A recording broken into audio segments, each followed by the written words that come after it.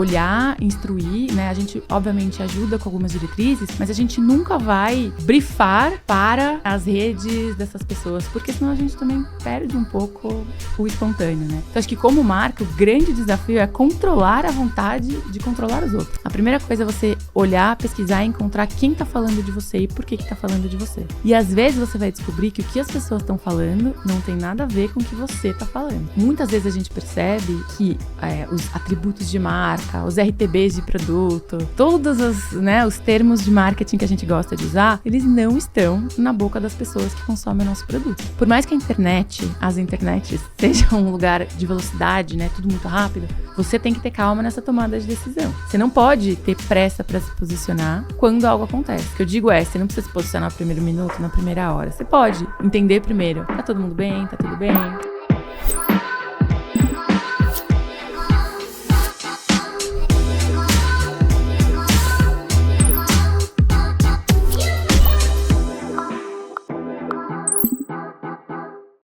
Fala pessoal, tudo bem? Sejam bem-vindos a mais um Brain Insights, o podcast que promete e vai te entregar os futuros do marketing com criadores de conteúdo. Eu sou o Rafael Arte, o seu host, e hoje estou super animado para nossa conversa. Acho que a gente vai ter muito conteúdo para pôr na mesa e principalmente boas reflexões. Eu tô aqui com a Paula.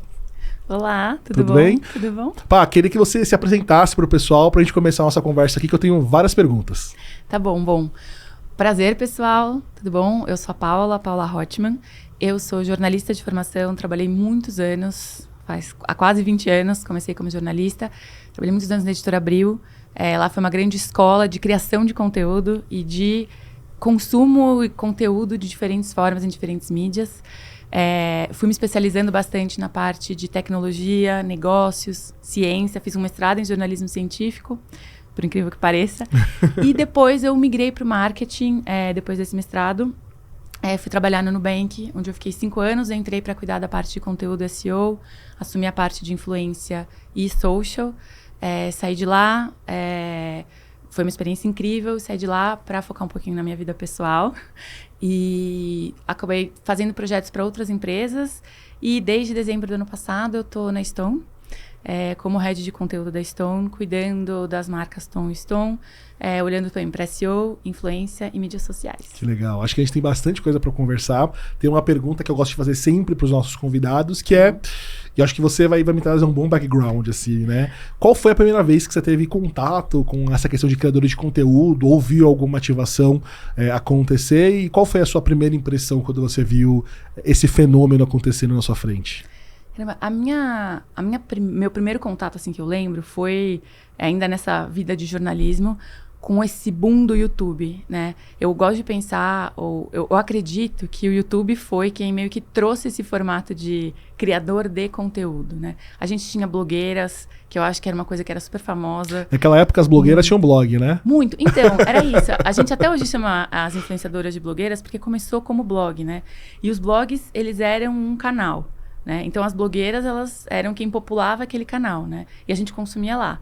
Como consumidora, consumia, né? Eram dicas de moda, dicas de beleza. Eu lembro que isso impactava muito, eu lembro que tinha uns links. Essa é uma impressão muito forte, desses links que a gente podia consumir e ter desconto, né? Que era, na época, o modelo de remuneração. E aí, na minha vida profissional, eu lembro de entender esse salto com esse boom do YouTube aqui, de ver os canais crescendo e de entender, caramba, essa pessoa, esses canais, eles não estão produzindo só para essa plataforma, né? Não é, eles estão virando algo maior. Eles estão começando a ganhar representatividade e expressão na mídia, eles estão começando a, de fato, influenciar as pessoas em comportamentos, em decisões de compra. Então, assim, acho que para mim foi passar de alguém que consumia conteúdo de blogueiras, né? Para alguém que entendia isso como um negócio, foi um choque. Falar assim, caramba, tem um potencial aqui gigantesco, né? Que época que era essa, assim, tipo 2010, 2009, você lembra? Por aí, até antes disso, porque 2007. 2010 a gente começa a ter os criadores de conteúdo um pouco mais profissionalizados, né? Exatamente. Antes disso, entre 2006 e 2010, a gente tinha o YouTube muito como repositório de vídeo. Então, de fato, era a população dos gatinhos, né? Aquelas videocassetadas, aqueles conteúdos mais caseiros como um todo. E aí eu concordo, né? Porque o YouTube possibilitou com que as pessoas começassem a criar para aquela plataforma. Exato. Acho que esse era um diferencial. Antes você tinha, sei lá, o Orkut, você tinha o começo de um Facebook, mas você não tinha pessoas que criavam para a plataforma. E foi uma plataforma que criou um modelo que remunerava as pessoas pelo conteúdo criado. Acho que essa foi a diferença. É isso, né? A blogueira...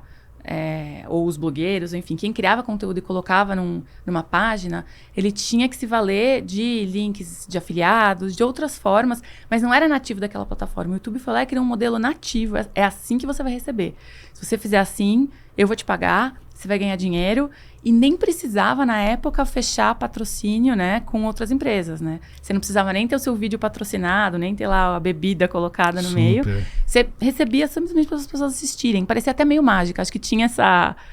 na época era essa sensação. Caramba, é mágica, né? Eu só posto um vídeo e... Você falou que você começou a fazer vídeos mais ou menos nessa época. Exatamente, né? E era muito legal, porque... E aí, para quem tá assistindo aqui, é uma aula de história da internet, né? Nessa época, a gente começava a ter essas monetizações, mas os criadores recebiam nos Estados Unidos, né? E aí foi a época que começou a se montar aquelas famosas ad networks, que foi encabeçada pelo Machinima, né? Que trazia, era tão difícil trazer esse dinheiro que tinha empresa que comia 50% da monetização do criador para trazer o dinheiro aqui, e o cara ainda recebia bastante dinheiro, porque você tinha uma oferta legal, você tinha pouco conteúdo, então os criadores eram muito bem remunerados naquela época. Pois é. Não, tem até uma piada que fala, se você pudesse voltar no tempo, o que você falaria, né? E as pessoas falam, compra ações de tal coisa, compra ações de tal coisa. Tem uns memes que cria um canal no YouTube em 2007. Com certeza. Eu comentei com você, né, essa história estranha de ser um criador de conteúdo lá no começo e abrir mão disso, para vivenciar uma outra parte, que eu sou super feliz porque eu acompanhei esse mercado crescer como um todo, mas foi muito difícil, né? Porque as pessoas que ganham... Imagina, antigamente, uma pessoa para ter notoriedade no mercado, um artista, ele tinha 10 assessores, ele tinha uma agência de IRP, ele era preparado para ter fama. E aí, do nada, você tem meninos e meninas com 18, 19 anos que ganharam uma relevância gigantesca, começaram a ganhar dinheiro e nenhuma preparação, né? Acho que ali começa um grande colapso desse primeiro momento do trabalho de influenciadores, que foi a profissionalização do mercado como um todo, né? E acho que você acompanhando, você deve ter visto isso de perto. Sim. E aí tem uma dúvida, assim, como que você enxergou, ou pelo menos enxerga hoje, essa evolução do relacionamento das marcas com esses canais de conteúdo, influenciadores e as plataformas como um todo? Nossa, eu acho que a relação ela foi de não acredito, não acredito, não acredito, pra meu Deus do céu, a gente precisa fazer isso porque tá todo mundo fazendo. Eu não senti que teve um meio do caminho, né? Obviamente, aqui é uma generalização. Tem empresas que, né, empresas, entre aspas, nativas digitais, que já começaram, né, a operar em modelos muito mais focados, né, em comunicações na internet. Sim, óbvio. Mas acho que, no geral, o que a gente vê é as pessoas muito céticas, e de repente tá todo mundo fazendo, sai correndo que a gente precisa fazer alguma coisa, né? Até antes da gente começar a gravar, a gente tava conversando um pouco disso, né? Que às vezes esse desespero de tá todo mundo fazendo, eu preciso fazer alguma coisa, onde que eu coloco o dinheiro, né? Aí a gente vê, o que eu vejo muito, assim, conversando com colegas e vendo também cases que trazem, né, pra eu dar uma olhada, é que assim, existe uma verba e existe uma expectativa. Mas não necessariamente as duas coisas conversam uma com a outra. Então, ou você tem uma expectativa muito real do que um influenciador pode fazer, porque você viu um case de alguma coisa, ou porque você foi impactado por um criador e você fala, eu quero exatamente isso, né? Ou você está comparando a métrica, né, do creator com TV, com Google Ads, com coisas que não são comparáveis. Então, acho que o que eu vejo hoje é que a gente está nesse momento, e ainda bem que a gente está vendo empresas cada vez mais preparadas com dados para trabalhar com creators, que conseguem colocar na mesma conversa assim, olha, esses são os números que eu tenho, é assim que a gente vai comparar. Se você colocar tanto, esse é o seu retorno garantido da métrica tal, né? Seja de visualizações, seja de CP, o que seja, né, na métrica que você está mexendo. Mas para mim, a gente está num momento de muita... Para mim, a gente está num momento de mudança agora, né? Nesses últimos anos, assim, desde a pandemia, agora a gente está nesse momento em que a gente vai ter dados que vão permitir que a gente tome essas decisões e compare, né? Eu queria muito entrar nesse tópico, porque acho que você falou foi um negócio super interessante, né? Eu acho que 90% do meu tempo, quando eu converso com executivos de marketing, é pra gente colocar algumas cartas na mesa, né? E eu tenho, acho que, 3 cartas que são decisivas. Acho que a primeira é: o trabalho com criadores de conteúdo, ele é um canal de mídia e aquisição que ele tem que ser otimizado, né? Hoje em dia, você comparar as métricas desse canal com a métrica de outros canais que já são otimizados há muito mais tempo, né? É quase que desleal. E faz com que muitas pessoas fiquem pouco motivadas a explorarem, né, esse modelo. Então, acho que essa é a primeira carta. A segunda carta é que todo mundo sempre procura pelos benchmarks. É quase que um negócio místico, né? Os benchmarks do mercado, assim, né? Eu quero saber quanto que é um CPM, quanto que é um CPC. Só que a grande questão é que acho que diferente de uma compra de mídia por palavra-chave que a gente faz, né?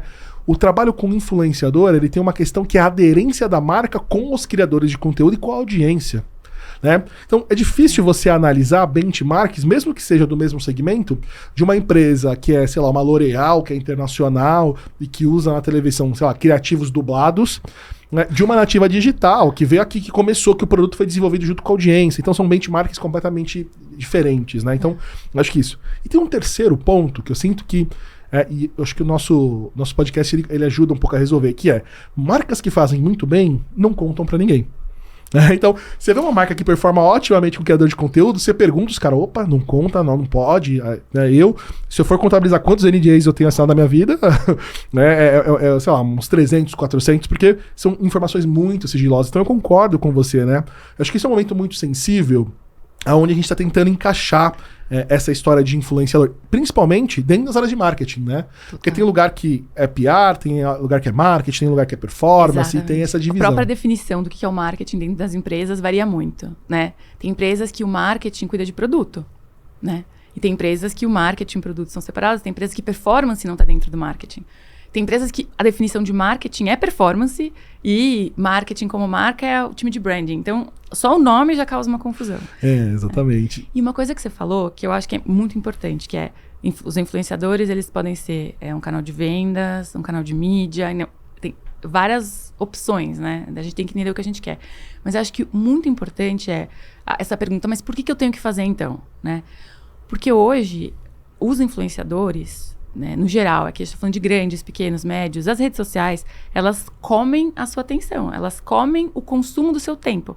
E no fundo, você como marca, o que você está buscando? Seja na TV, seja no Google, seja onde você está buscando ser presente no tempo da pessoa, estar onde ela está, no tempo da atenção que ela tem, né? Acho que essa frase ficou meio estranha, mas acho que deu para entender, né? Super. Então, se hoje a gente tem que as pessoas passam até 12 horas por dia em redes sociais, né? Dependendo das pessoas. Mas assim, o número de horas por dia vai aumentando. O que a gente tem aqui? Bom, o share do tempo das pessoas, que é o mesmo, né? O dia tem 24 horas, exato. Ela dorme um pouco menos, mas ela tá deixando de passar tempo em outras coisas, tá gastando atenção nessa mídia. Então, assim, é meio que assim, independentemente do qual que é o meu objetivo, seja ele awareness, seja consideração, seja conversão, seja criar lealdade, seja cross-sell, né? Pegando todas as etapas lá do funil tradicional, você concorda que o tempo do meu cliente, não cliente, potencial cliente, ele está sendo gasto lá? Eu vou ter que estar lá. Exato. Eu vou ter que estar onde ele está. Então, é um pouco isso, assim. A gente começa desse básico. As pessoas gastam tempo ali. Eu preciso estar onde elas estão. Agora, como e por quê? Não, e posso complementar essa sua resposta? Porque, assim, qual que é a minha visão? E acho que a conversa está muito legal porque ela está muito pautada nesses conceitos, né? Acho que a partir do momento que a gente tem uma curva de criação de conteúdo, de informação gigantesca no nosso dia a dia, eu, Rafa, como usuário, eu procuro pessoas que façam a curadoria de tudo que está acontecendo. Então, Nossa, particularmente, os criadores que eu sigo, eles têm funções específicas de curarem conteúdos, me trazer notícia, me trazer entretenimento, me trazer informação. Então eu dou para eles o poder de centralizador da minha atenção, conforme a gente comentou. Então, O que eu percebo hoje é que as marcas, elas têm uma dor muito grande porque o controle da mensagem não está exatamente com ela.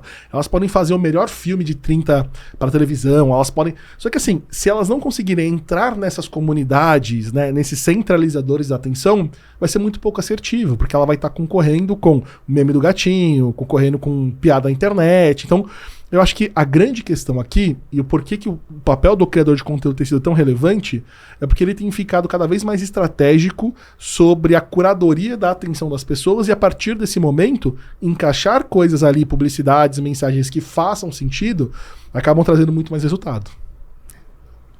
Concordo. Fui pro caminho certo? É exatamente isso. Aí eu tenho uma pergunta pra você. Pode fazer pergunta? Lógico, aqui é nosso papo. Não, eu ia perguntar, porque a gente tá falando de criação de conteúdo. Qual que é a sua definição de criação de conteúdo e de um creator? Ah, legal. Ó, eu acho que eu vou dividir essa pergunta e vou colocar mais um tópico, né? Influenciador, criação de conteúdo. Exato. E o creator como um todo. Para mim, o influenciador, quando eu falo sobre influenciador, a sua primeira pergunta para mim é: quem é ele? Quem ele é? Tem a Maria. Quem que a Maria é? Você quer saber quem é a persona. Tá, a Maria, ela é uma blogueira, ela fala sobre a vida dela no dia a dia, ela mostra sobre a cachorra, sobre a casa, tudo mais. Então o influenciador, ele é o cara que ele vende o dia a dia da imagem que ele tem. O creator como um todo, ele até pode ser um influenciador, mas o principal foco dele é a transmissão da mensagem, é o formato, é como ele impacta aquela audiência. Então, quando eu faço o comparativo entre um criador de conteúdo e um influenciador, o que eu mais vejo é que o influenciador, os comentários são muito mais sobre quem ele é e não sobre a marca. E quando eu vejo um criador de conteúdo fazer uma publicidade, os comentários são muito mais sobre o conteúdo e a marca do que sobre o criador de conteúdo. Exato. E aí, por que eu te fiz essa pergunta? Porque, pra mim, essa definição é muito importante. Acho que tem diferentes formas da gente fazer essa diferenciação, mas na prática é isso. A gente tem um grupo de pessoas que produz um conteúdo, cria algo que é novo para a plataforma, seja em qualquer formato, um grupo de pessoas que, assim, e não desmerecendo, não é um melhor ou um pior, e um grupo de pessoas que tem fama por mostrar a sua vida, mostrar o seu dia a dia, são coisas diferentes, né? E podem se misturar. E aí eu venho no ponto da precificação, quanto que isso custa? Que eu acho que é um ponto que, não sei se você recebe muito isso, mas eu vejo como uma dor muito grande de como que você justifica o gasto nisso. Como assim, né? Um post custa 60 mil reais. Né? Como assim custa 20, custa 10, qualquer que seja o preço? É um post. E aí, eu acho que quando a gente olha para esses grupos diferentes, a gente consegue explicar de formas diferentes esse custo. E eu vejo cada vez mais no papel dos profissionais dentro do marketing que lidam com isso, é conseguir explicar e justificar o que está nesse valor. E aí, quando a gente fala de um creator, você já abriu uma câmera? Quanto custa abrir uma câmera? Ou ter uma pessoa interna que abre câmera? Né? Ou mesmo que você vá gravar com o celular, o tempo dessa pessoa, a produção, o levar, o ir na rua. Assim, você tem um custo de produção. Né? Eu já fiz produção com creators na vida, quase R$1 milhão a produção. Né? O cachê do creator, quase R$1 milhão. Estou falando de um creator, tá? Um creator de YouTube. Esse cachê inclui um vídeo que, assim, se eu fosse fazer a produção desse vídeo, eu ia gastar um dinheiro muito parecido, entendeu? Super. Então, o cachê dele já inclui tudo aquilo. Então, não é só, né, quando você está pagando, você não está pagando só a divulgação. Aí, quando você olha o outro lado, às vezes é uma pagar por divulgação. Aí, é muito mais crua essa comparação, tá bom. Então, eu estou pagando pela divulgação, essa pessoa vai mostrar o meu produto dentro, né, do dia a dia dela, vai fazer uma inserção de mídia. Qual que é a visualização que vai ter? E aí, eu também consigo falar, olha, mas essa é a visualização, mas esse é o engajamento, né? E aí você consegue justificar. Então, eu acho que é muito importante a gente ter essa diferença na hora que a gente vai falar. Não é tudo no mesmo balaio, porque senão a gente não consegue, a conta nunca vai fechar. A minha percepção sobre isso, e esse é um tema super técnico, e que legal que a gente tá podendo falar, né? É porque, de novo, acho que o erro do mercado como um todo é não ter comparativos. Então, vamos lá. Quando você vai comprar um influenciador, uma pessoa maior, você vai ter, acho que, basicamente 4 custos envolvidos ali, né? Você tem um custo da produção do conteúdo, que é tempo investido, briefing, refação, esse tipo de coisa. Você tem o custo da hora trabalhada do criador de conteúdo, que ele tem que parar para fazer, para executar esse tipo de coisa.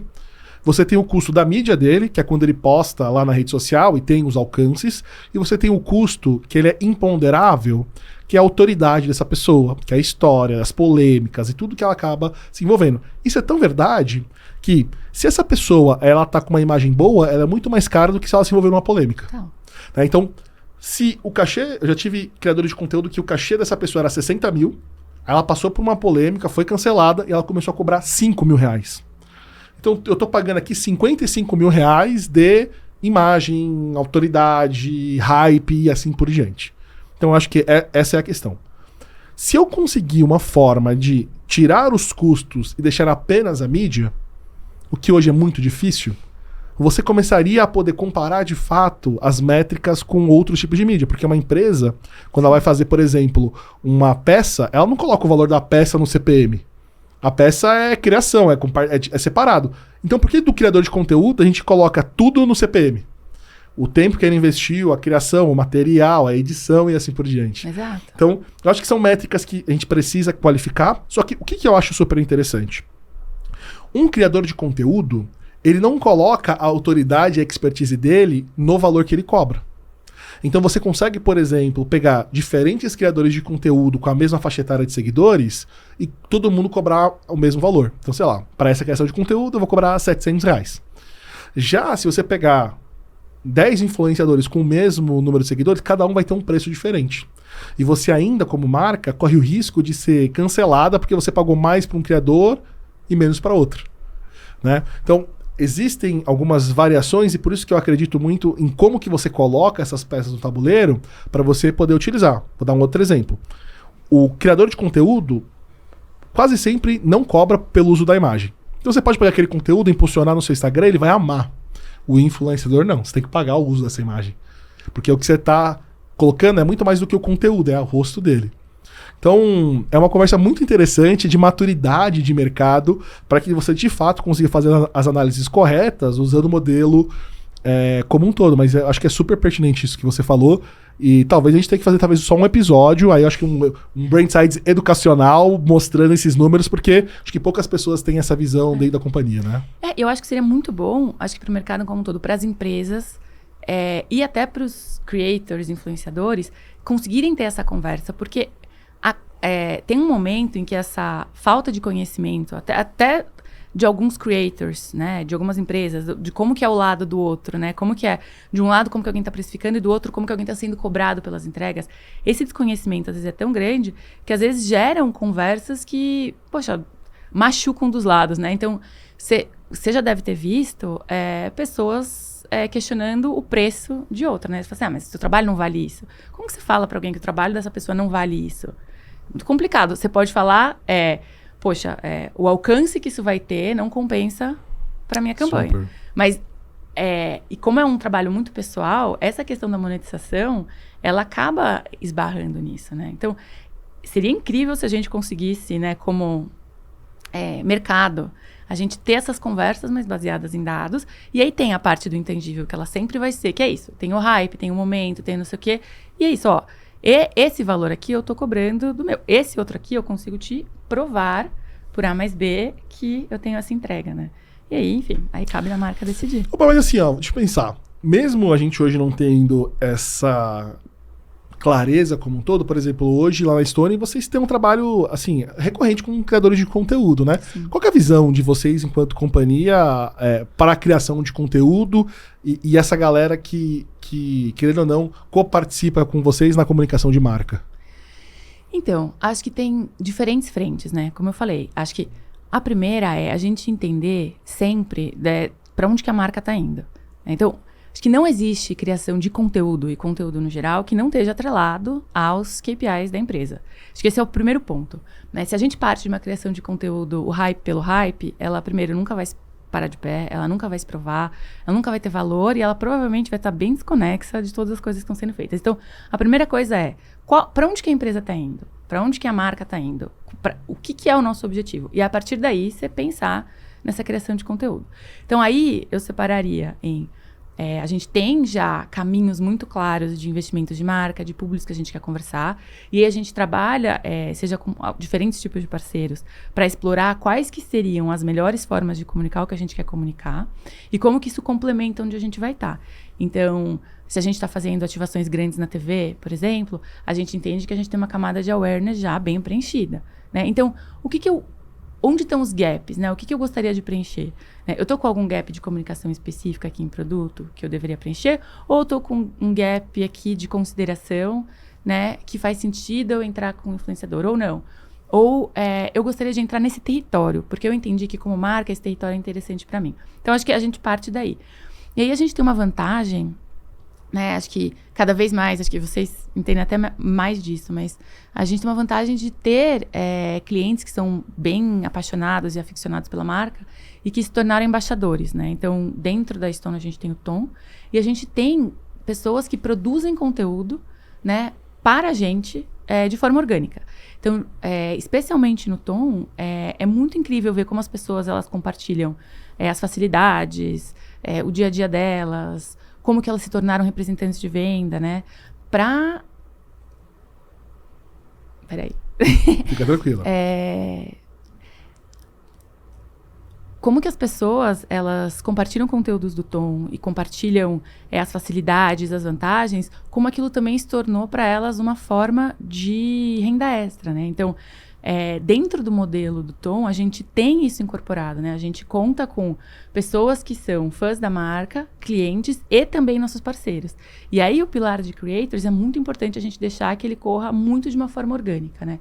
Nosso trabalho é olhar, instruir, né? A gente, obviamente, ajuda com algumas diretrizes, mas a gente nunca vai brifar para, né, as redes dessas pessoas, porque senão a gente também perde um pouco o espontâneo, né? Então, acho que como marca, o grande desafio é controlar a vontade de controlar os outros. Né?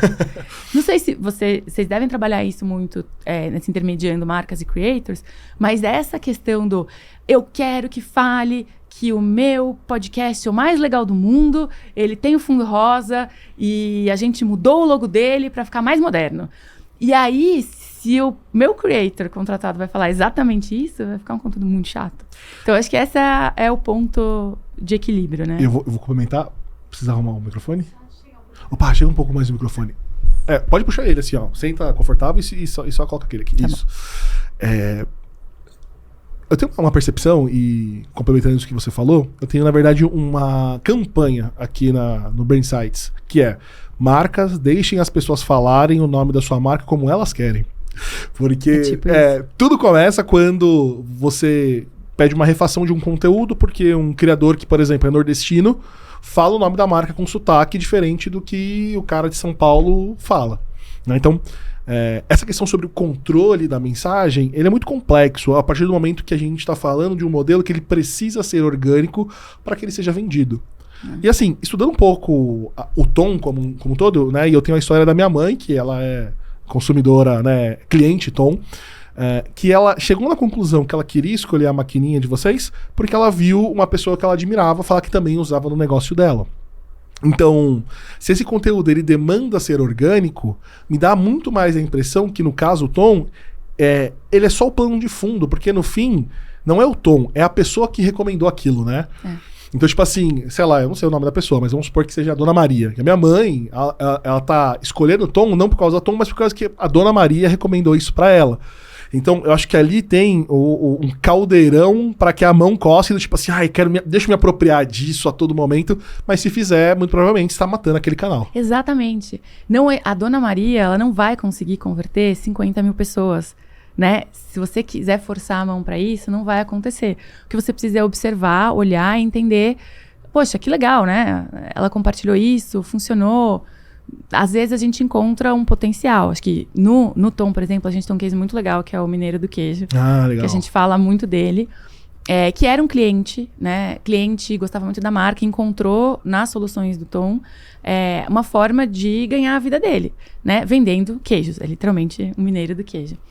E a história dele é muito legal. Ele conta ela, assim, muito melhor do que eu. Você pode convidar ele para vir aqui um dia. E ele fala como... na pandemia, ele começou a criar mais vídeos, né? E aí ele começou a virar um creator mesmo, né? Então, antes ele era um vendedor que usava as nossas soluções e ele começou a virar um creator para vender queijo. E ele fazia isso de uma forma tão bem-humorada, ele começou a inserir o nosso produto de uma forma tão orgânica que ele virou um creator da marca. Então, hoje, ele é um creator que a gente contrata, né? A gente colocou ele em campanhas, ele apareceu agora na TV, né? Em ativações grandes que a gente fez, campanha de marca, a gente gravou com ele.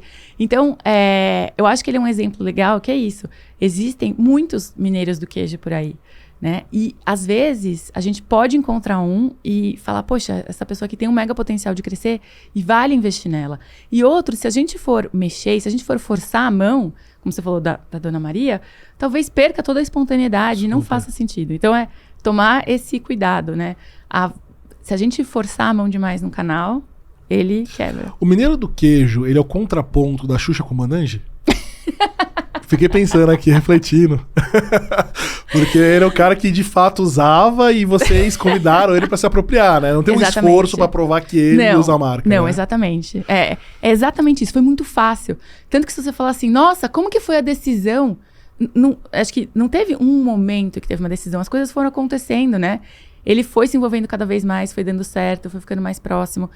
E as pessoas entendiam isso e foi funcionando. Deixa eu fazer uma pergunta sacana pra você. Tipo, como que uma marca consegue construir isso? Assim, por exemplo, o sonho, óbvio, de toda marca é poder ter uma comunidade ativa, de pessoas que interagem, que conversem, que participem. Como que as marcas podem começar a desenvolver para que elas talvez encontrem o seu futuro mineiro do queijo também?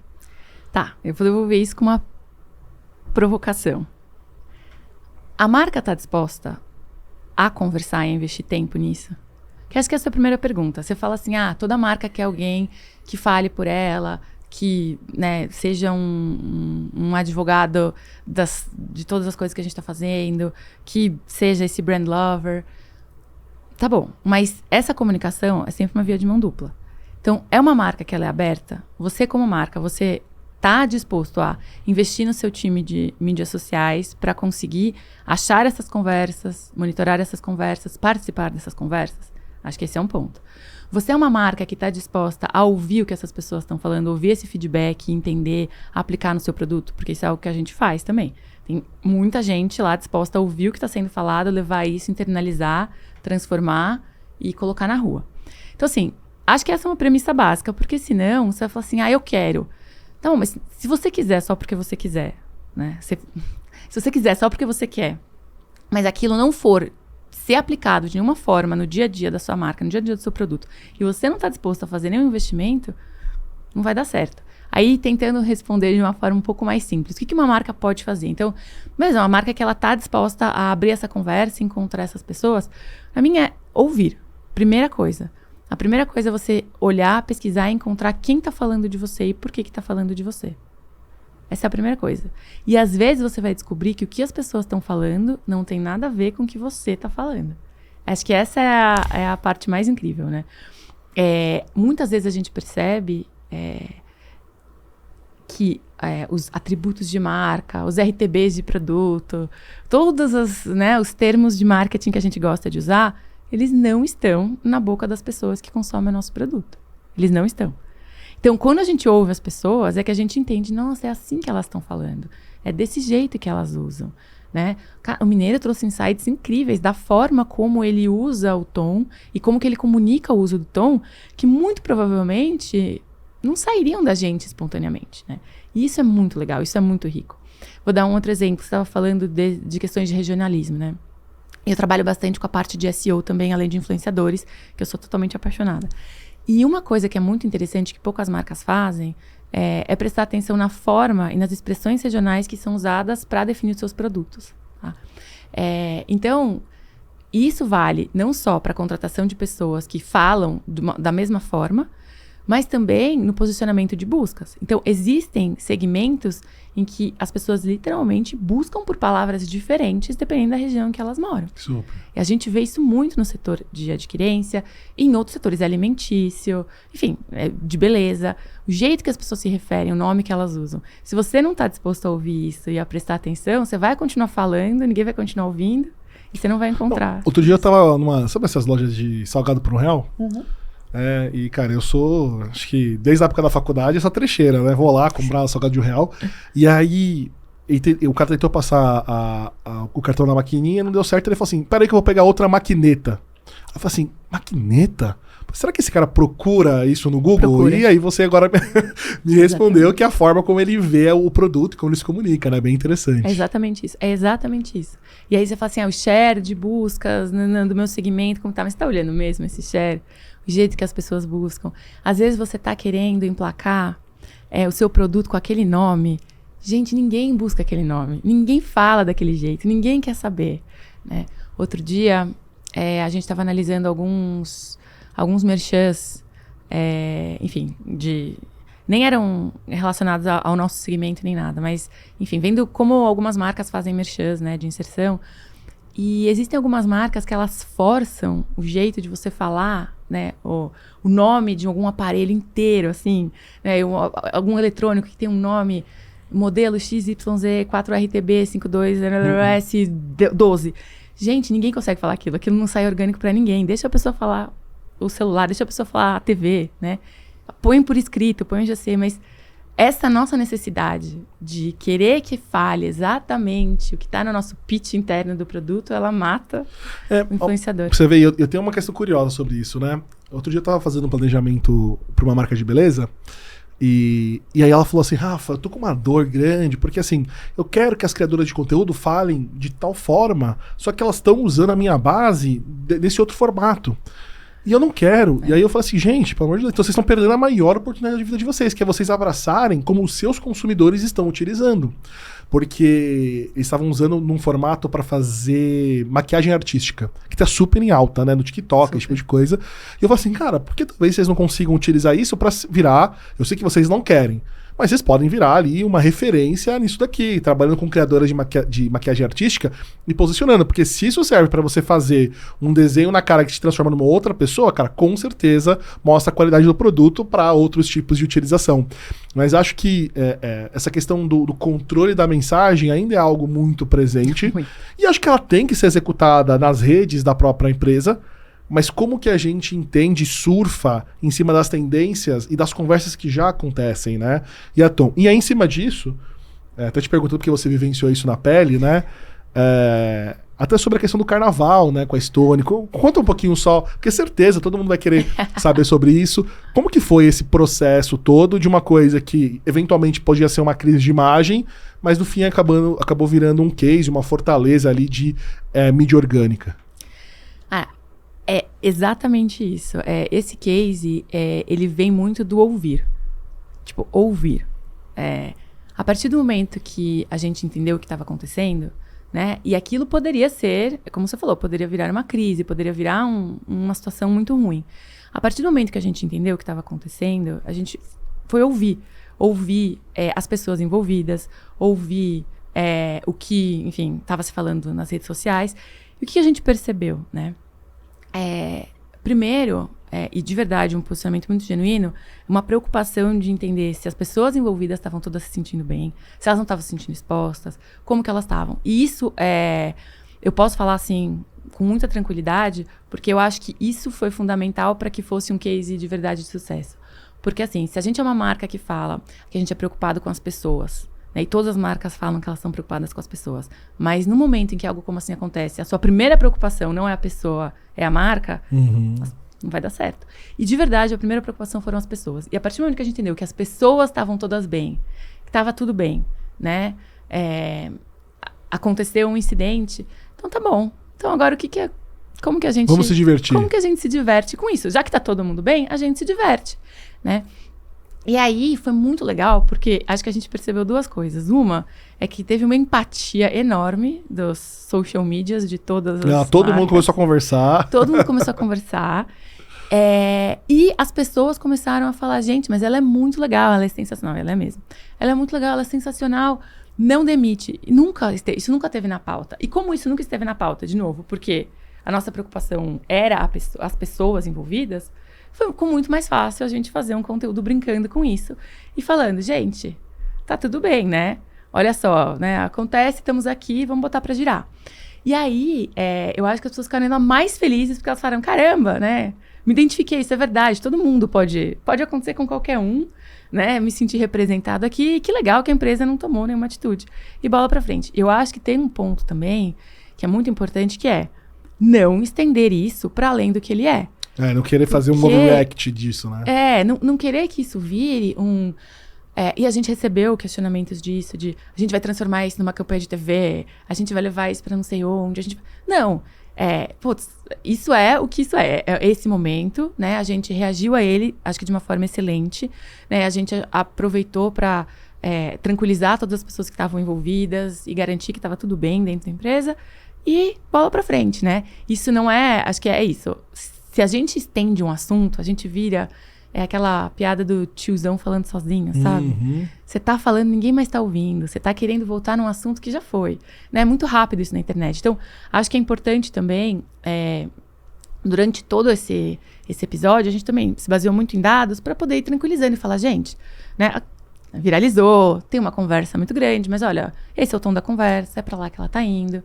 E por mais, aí vem a parte bem difícil de gestão de qualquer tipo de incidente.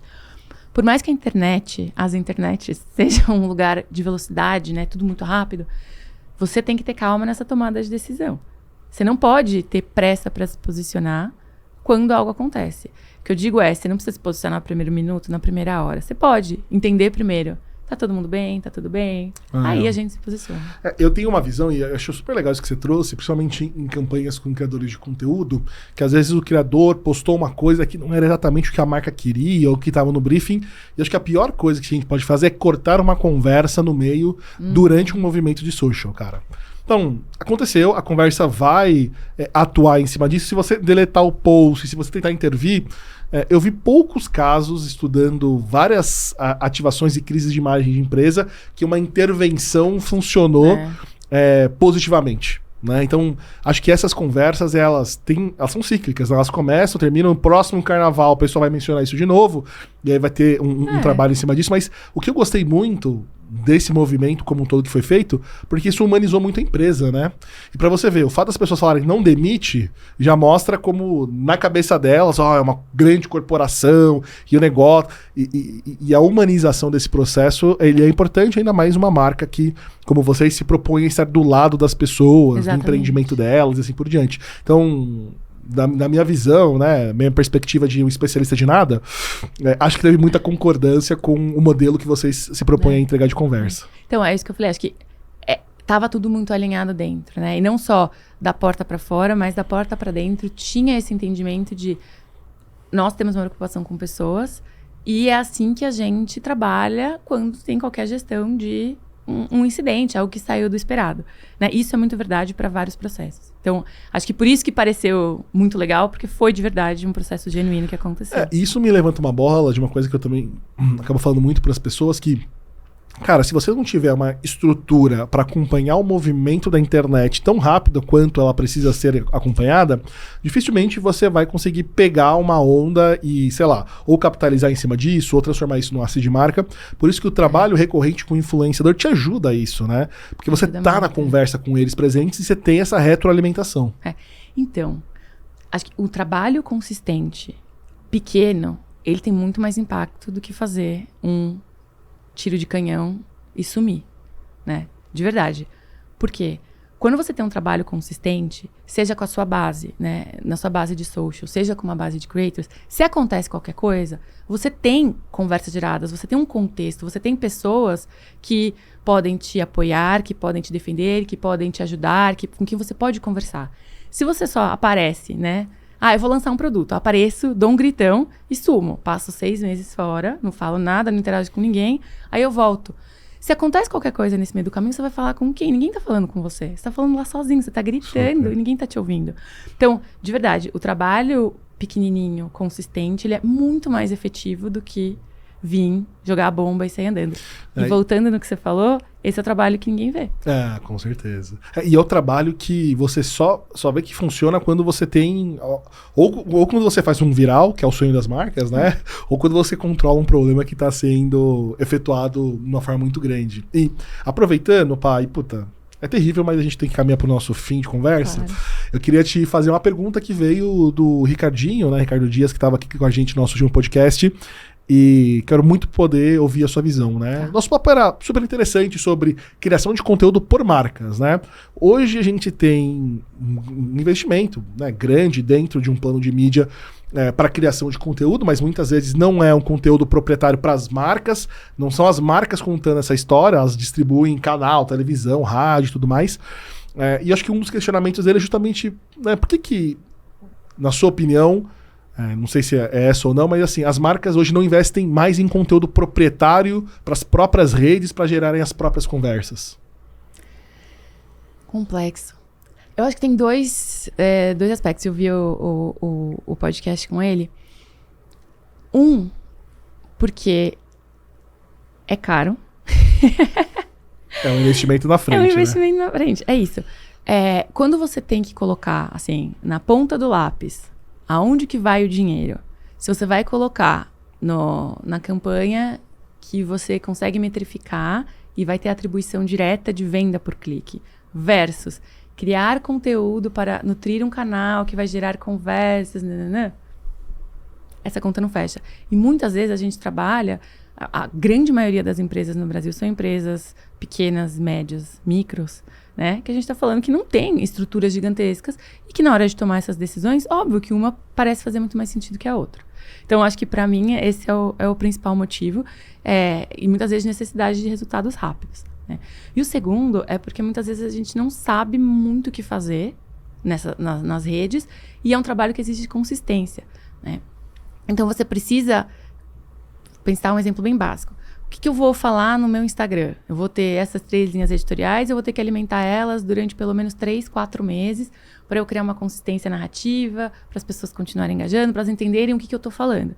E muitas vezes, times mudam, departamentos mudam, pessoas mudam, você perde essa consistência, você não consegue ter o mesmo fornecedor que vai te atender, ou a pessoa interna que está cuidando de redes sociais, ela está cuidando de alguma outra coisa. Então, eu acho que na minha visão, é uma mistura de necessidade de priorizar gastos que tenham já, né, uma linha do... Um retorno rápido, Um retorno rápido, exato, versus não conseguir ter uma estrutura de alimentação de forma consistente. E aí, pro primeiro, realmente, é difícil a gente dar uma solução. Acho que precisa entender que num planejamento, no longo prazo, ele vai funcionar. E pro segundo, na criação de conteúdo, aí é onde eu acho que quando a gente fala de empresas...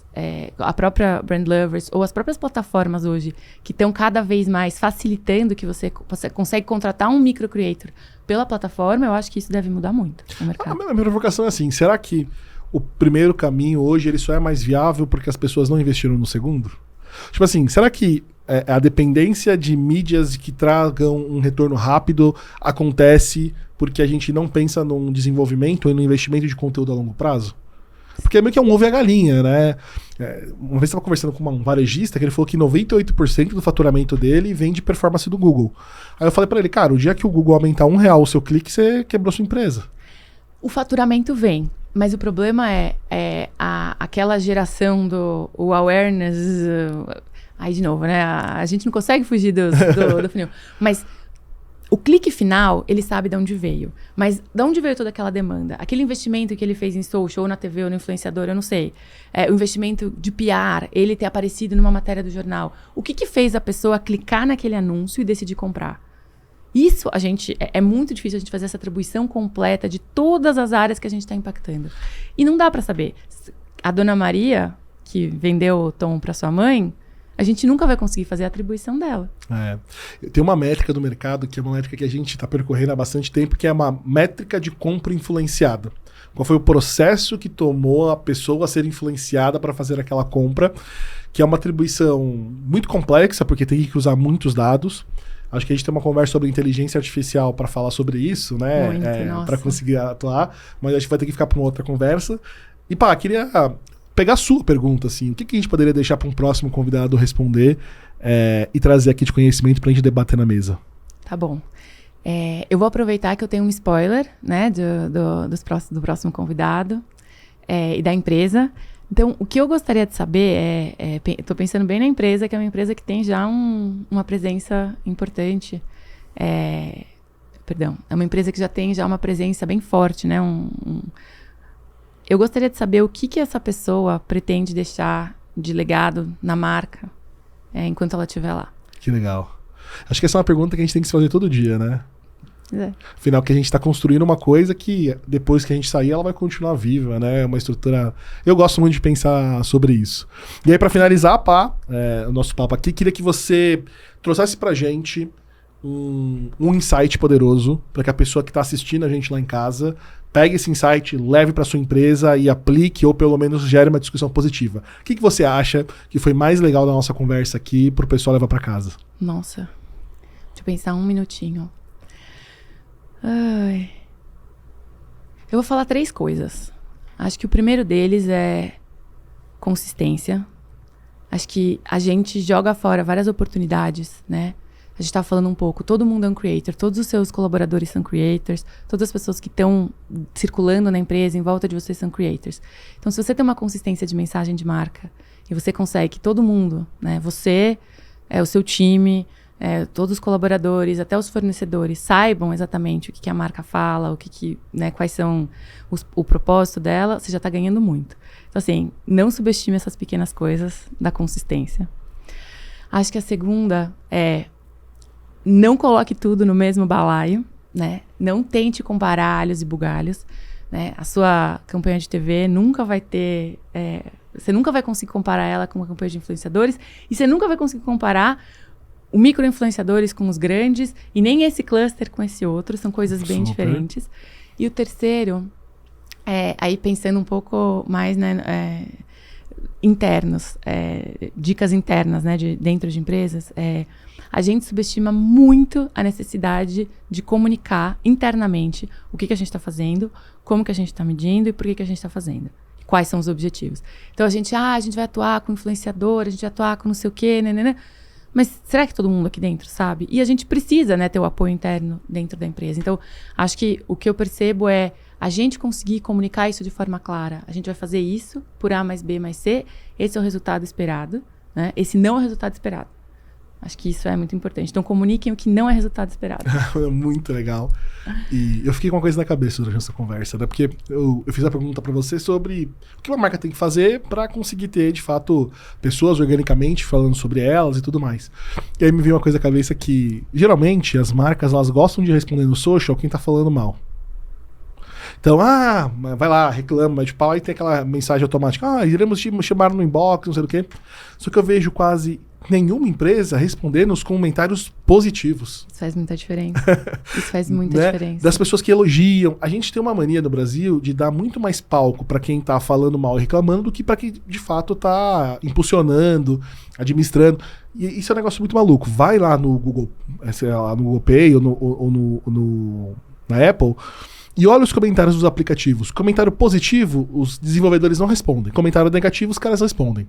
Então, acho que o primeiro ponto para que você consiga construir uma comunidade de pessoas que querem conversar, criar conteúdo e interagir, é você dando holofote para, de fato, os consumidores que gostam, falam de você e te recomendam. Nossa, acho que essa luz é super importante e eu tenho certeza que eles devem fazer um bom trabalho em relação a isso, né? A gente busca muito fazer isso e interagir com as pessoas que comentam, não só porque, acho que por isso, para ressaltar esse relacionamento, para valorizar o tempo que a pessoa perdeu indo lá comentar, fazer um elogio, mas também porque eu acho que é importante até para os times que trabalham com isso verem esse valor, né? Então, você compartilhar esses feedbacks internamente é muito legal.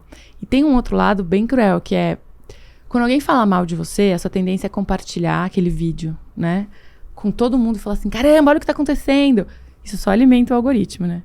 Então, acho que evitar, quando é uma crítica, óbvio que você tem que atuar, mas evitar esse movimento de sair compartilhando e sair mandando para todo mundo e sair, que só aumenta a visibilidade daquele problema, né, que alguém está expondo. Então, lidar com aquilo é muito importante. Agora, ampliar aquilo, amplificar aquilo, não é necessário. A gente tem um ritual lá na Brand Lovers que toda segunda-feira a gente pega um depoimento de um criador de conteúdo que conta uma história da gente de como a gente impactou. Então tem criador de conteúdo que, por exemplo, trabalhando para o aplicativo, deu a entrada na casa. Tem uma outra pessoa, uma moça que contou que ela conseguiu comprar um remédio para a filha dela, que ela não tinha dinheiro naquele mês, mas fez uma publi, ganhou R$300 e fez isso acontecer. Então isso nos motiva muito, né? Fazendo com que cara, pelas pessoas que estão tendo uma boa experiência, a gente precisa resolver qualquer outro problema de outro usuário para que ele também consiga chegar lá. Então, é bem legal e, puta, de novo, acho que a gente precisa voltar aqui para conversar mais, viu, Pá? Tá bom, obrigada. Eu vou adorar o convite. Tá ótimo. Gente, muito obrigado aí pela participação. Espero que vocês tenham gostado da nossa conversa. Para mim foi super legal, porque a gente abordou vários temas que geralmente a gente não traz aqui. Pá, obrigado e te espero numa próxima. Obrigada, gente. Obrigada. Valeu, gente. Tchau, tchau.